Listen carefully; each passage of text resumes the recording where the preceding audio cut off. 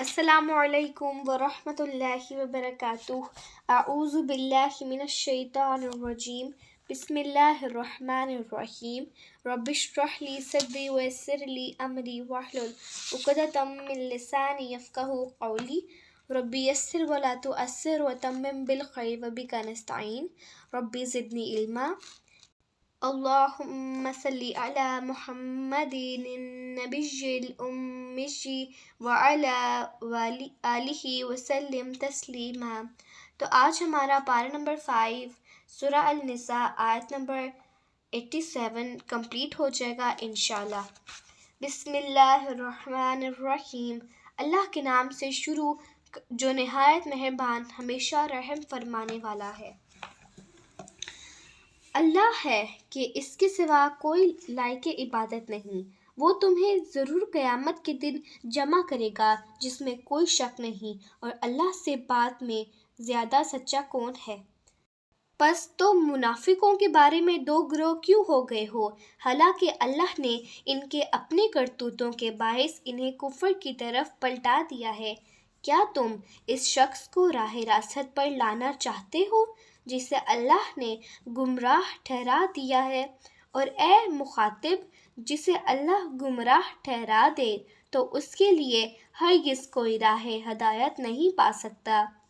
وہ منافق تو یہ تمنا کرتے ہیں کہ تم بھی کفر کرو جیسے انہوں نے کفر کیا تاکہ تم سب برابر ہو جاؤ، سو تم ان میں سے کسی کو حلیف نہ بناؤ یہاں تک کہ وہ اللہ کی راہ میں مدینے کی طرف ہجرت کر کے اپنا صدق و اخلاص ثابت کریں۔ پھر اگر وہ اپنے معاہدہ امن سے روگردانی اور جارحیت کا ارتکاب کریں تو انہیں گرفتار کر لو، اور دوران جنگ انہیں جہاں بھی پاؤ قتل کر ڈالو، اور ان میں سے کسی کو حلیف نہ بناؤ اور نہ مددگار، سوائے ان لوگوں کے جو ایسی قوم سے جا ملے ہوں کہ تمہارے اور ان کے درمیان معاہدہ امان موجود ہو، یا وہ حوصلہ ہار کر تمہارے پاس اس حال میں آ جائیں کہ ان کے سینے اس بات سے تنگ آ چکے ہوں کہ وہ تم سے لڑیں یا اپنی قوم سے لڑیں، اور اگر اللہ چاہتا تو ان کے دلوں کو ہمت دیتے ہوئے یقیناً انہیں تم پر غالب کر دیتا، تو وہ تم سے ضرور لڑتے۔ پس اگر وہ تم سے کنارہ کشی کر لیں اور تمہارے ساتھ جنگ نہ کریں اور تمہاری طرف صلح کا پیغام بھیجیں تو اللہ نے تمہارے لیے بھی صلح جوئی کی صورت میں ان پر دست درازی کی کوئی راہ نہیں بنائی۔ اب تم کچھ دوسرے لوگوں کو بھی پاؤ گے جو چاہتے ہیں کہ منافقانہ طریقے سے ایمان ظاہر کر کے تم سے بھی امن میں رہیں، اور پوشیدہ طریقے سے کفر کی موافقت کر کے اپنی قوم سے بھی امن میں رہیں، مگر ان کی حالت یہ ہے کہ جب بھی مسلمانوں کے خلاف فتنہ انگیزی کی طرف پھیرے جاتے ہیں تو وہ اس میں اوندھے کود پڑتے ہیں۔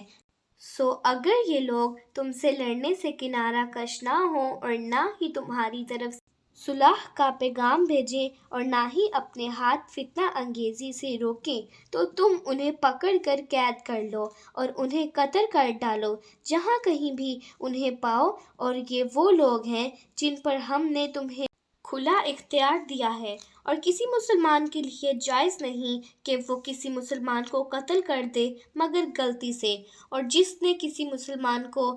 ناحق قتل کر دیا تو اس پر ایک مسلمان غلام یا باندی کا آزاد کرنا اور خون بہا کر ادا کرنا جو مقتول کے گھر والوں کے سپرد کیا جائے لازم ہے، مگر یہ کہ وہ معاف کر دیں۔ پھر اگر وہ مقتول تمہاری دشمن قوم سے ہوا اور وہ مومن بھی ہو تو صرف ایک غلام یا باندی کا آزاد کرنا ہی لازم ہے، اور اگر وہ مقتول اس قوم میں سے ہو کہ تمہارے اور ان کے درمیان صلح کا معاہدہ ہے تو خون بہا بھی جو اس کے گھر والوں کے سپرد کیا جائے، اور ایک مسلمان غلام یا باندی کا آزاد کرنا بھی لازم ہے۔ پھر جس شخص کو غلام یا باندی میسر نہ ہو تو اس پر پے در پے 2 مہینے کے روزے لازم ہیں۔ اللہ کی طرف سے یہ اس کی توبہ ہے اور اللہ خوب جاننے والا بڑی حکمت والا ہے۔ اور جو شخص کسی مسلمان کو قصداً قتل کرے تو اس کی سزا دوزخ ہے، مدتوں اس میں رہے گا اور اس پر اللہ غضبناک ہوگا اور اس پر لعنت کرے گا اور اس نے اس کے لیے زبردست عذاب تیار کر رکھا ہے۔ اے ایمان والوں، جب تم اللہ کی راہ میں جہاد کے لیے سفر پر نکلو تو تحقیق کر لیا کرو اور اس کو جو تمہیں سلام کرے یہ نہ کہو کہ تو مسلمان نہیں ہے۔ تم ایک مسلمان کو کافر کہہ کر مارنے کے بعد مال غنیمت کی صورت میں دینی زندگی کا سامان تلاش کرتے ہو تو یقین کرو اللہ کے پاس بہت اموال غنیمت ہیں۔ اس سے پیشتر تم بھی تو ایسے ہی تھے، پھر اللہ نے تم پر احسان کیا اور تم مسلمان ہو گئے، پس دوسرے کے بارے میں بھی تحقیق کر لیا کرو، بے شک اللہ تمہارے کاموں سے خبردار ہے۔ مسلمانوں میں سے وہ لوگ جو جہاد سے جی چڑھا کر بغیر کسی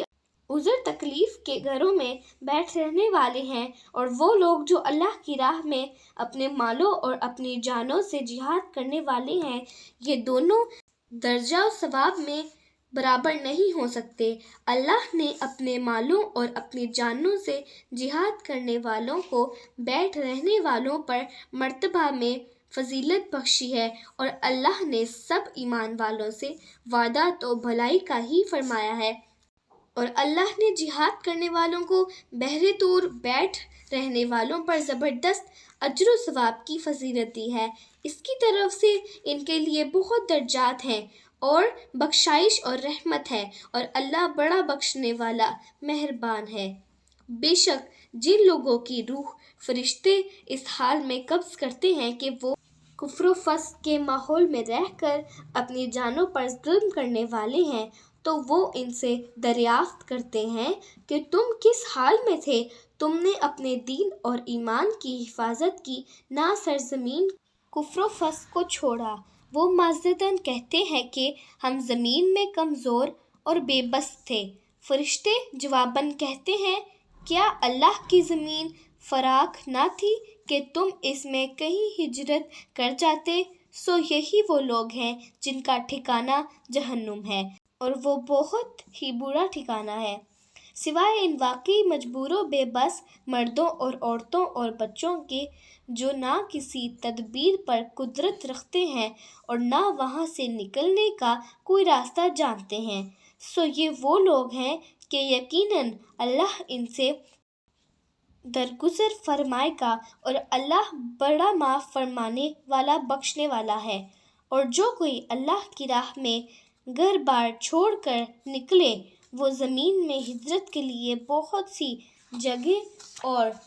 معاش کے لیے کشائش پائے گا، اور جو شخص بھی اپنے گھر سے اللہ اور اس کے رسول صلی اللہ علیہ وآلہ وسلم کی طرف ہجرت کرتے ہوئے نکلے، پھر اسے راستے میں ہی موت آ پکڑے تو اس کا اجر اللہ کے ذمے ثابت ہو گیا، اور اللہ بڑا بخشنے والا مہربان ہے۔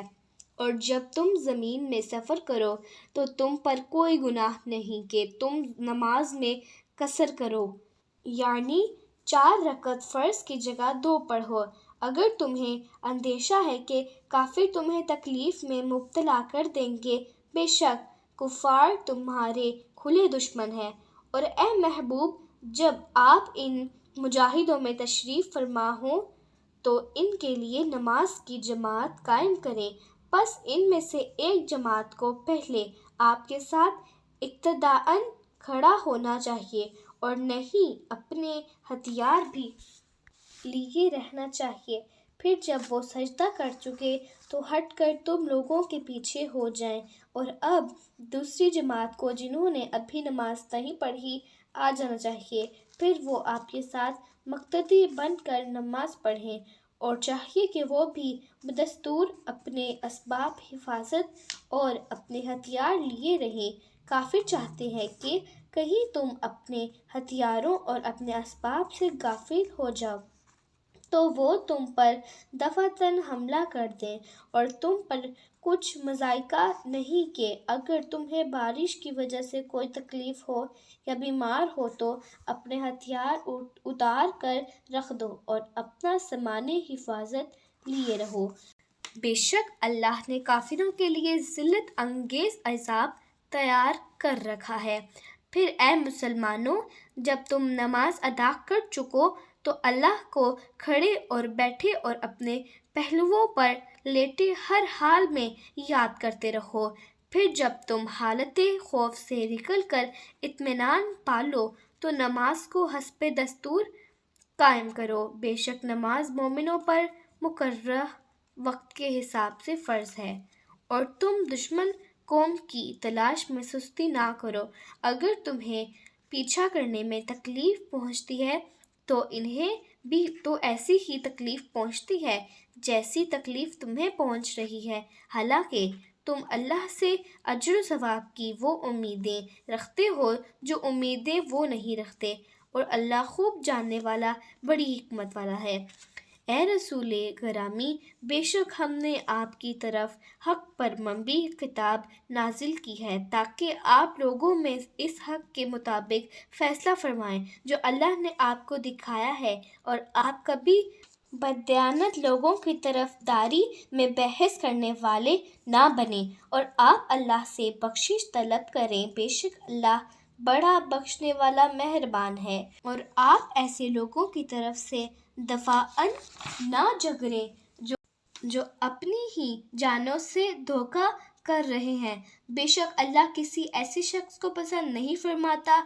جو بڑا بددیانت اور بدکار ہے۔ وہ لوگوں سے شرماتے ہوئے اپنی دغابازی کو چھپاتے ہیں اور اللہ سے نہیں شرماتے، حالانکہ وہ ان کے ساتھ ہوتا ہے جب وہ رات کو کسی ایسی بات سے متعلق چھپ کر مشورہ کرتے ہیں جسے اللہ ناپسند فرماتا ہے، اور اللہ جو کچھ وہ کرتے ہیں اسے احاطہ کیے ہوئے ہیں۔ خبردار تم وہ لوگ ہو جو دنیا کی زندگی میں ان کی طرف سے جھگڑے، پھر کون ایسا شخص ہے جو قیامت کے دن بھی ان کی طرف سے اللہ کے ساتھ جھگڑے گا، یا کون ہے جو اس دن بھی ان پر وکیل ہوگا؟ اور جو کوئی برا کام کرے یا اپنی جان پر ظلم کرے پھر اللہ سے بخشش طلب کرے، وہ اللہ کو بڑا بخشنے والا نہایت مہربان پائے گا۔ اور جو شخص کوئی گناہ کرے تو بس وہ اپنی ہی جان پر اس کا وبال عائد کر رہا ہے، اور اللہ خوب جاننے والا بڑی حکمت والا ہے۔ اور جو شخص کسی خطا یا گناہ کا ارتکاب کرے پھر اس کی تہمت کسی بے گناہ پر لگا دے تو اس نے یقیناً ایک بہتان اور کھلے گناہ کے بوجھ کو اٹھا لیا۔ اور اے حبیب، اگر آپ پر اللہ کا فضل اور اس کی رحمت نہ ہوتی تو ان دغابازوں میں سے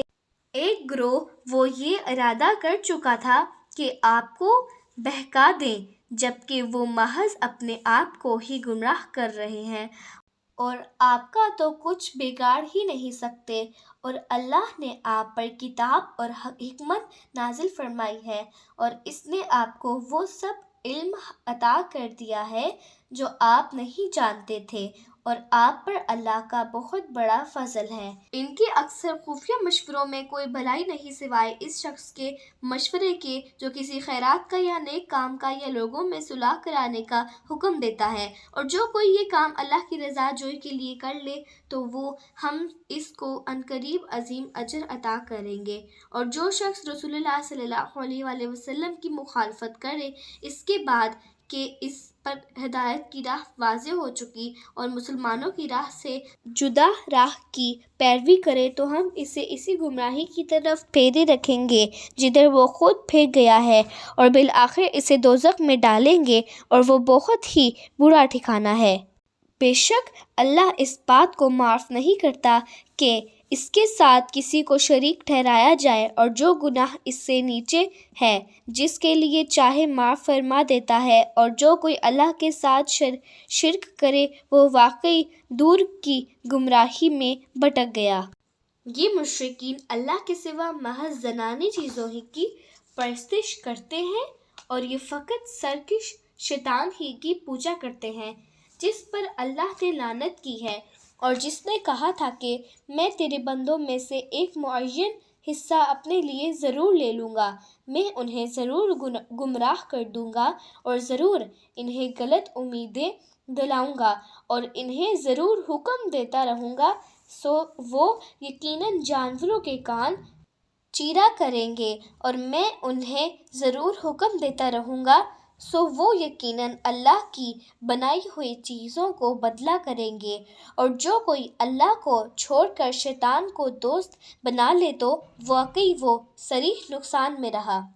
شیطان انہیں غلط وعدے دیتا ہے اور انہیں جھوٹی امیدیں دلاتا ہے، اور شیطان فریب کے سوا ان سے کوئی وعدہ نہیں کرتا۔ یہ وہ لوگ ہیں جن کا ٹھکانہ دوزخ ہے اور وہ وہاں سے بھاگنے کی کوئی جگہ نہ پائیں گے۔ اور جو لوگ ایمان لائے اور نیک عمل کرتے رہے، ہم انہیں عنقریب بہشتوں میں داخل کریں گے جن کے نیچے نہریں بہہ رہی ہوں گی، وہ ان میں ہمیشہ ہمیشہ رہیں گے۔ یہ اللہ کا سچا وعدہ ہے اور اللہ سے زیادہ بات کا سچا کون ہو سکتا ہے؟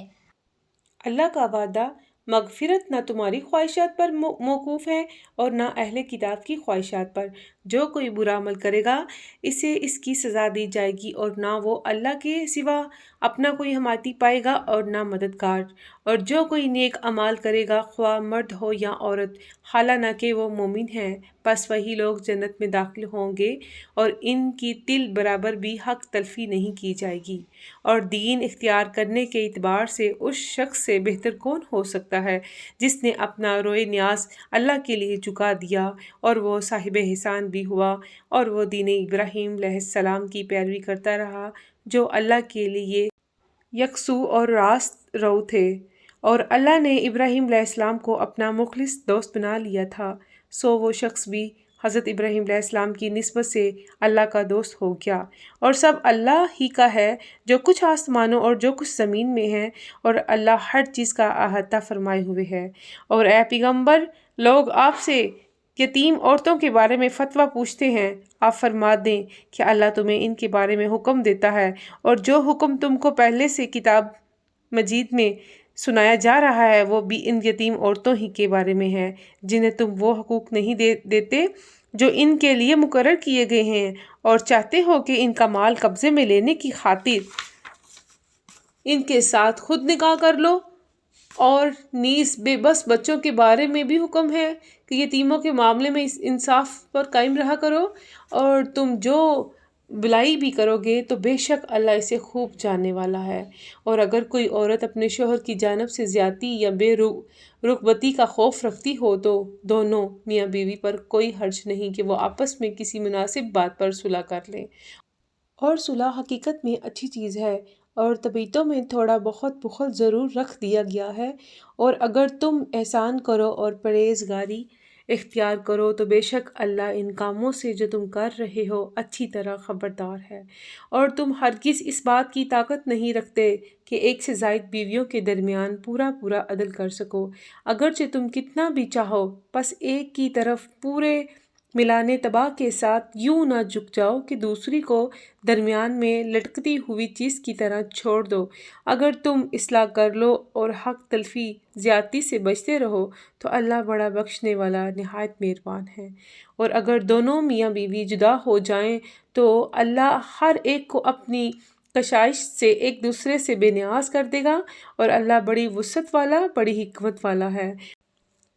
اور اللہ ہی کا ہے جو کچھ آسمانوں میں اور جو کچھ زمین میں ہے، اور بے شک ہم نے ان لوگوں کو بھی جنہیں تم سے پہلے کتاب دی گئی حکم دیا ہے، اور تمہیں بھی کہ اللہ سے ڈرتے رہا کرو، اور اگر تم نافرمانی کرو گے تو بے شک سب کچھ اللہ ہی کا ہے جو آسمانوں میں اور جو زمین میں ہے،